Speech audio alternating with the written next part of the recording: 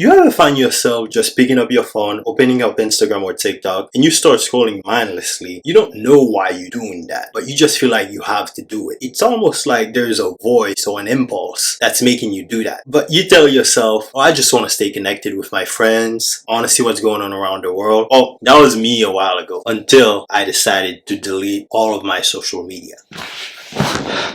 Hello everyone, if you're new here, welcome to the channel, and if you're returning, welcome back. One of the main things that I noticed after I deleted social media is that the first few days, I would sometimes just pick up my phone and impulsively try to find a social media app to open up and to see what's going on. This habit of just picking up my phone had become so ingrained into me that I didn't even think about it. Honestly, at times I would just ask myself, why am I scrolling on this? Once I realized it was becoming an issue, I started to become more conscious when I would pick up my phone to just start scrolling on it. And after a few weeks of doing that, I just worked up all the willpower to completely get rid of it. After I deleted all social media apps off my phone, it took me a while to just exist in the moment, because the way that most social media apps are designed is that they're designed to keep you on the app. And when you so used to being on the app, you don't realize that what you're doing is forming a bad habit because it's so stimulating. It's not until you get rid of it that you realize how much power it had over your life. I thought after I deleted all the social medias off my phone, I would feel disconnected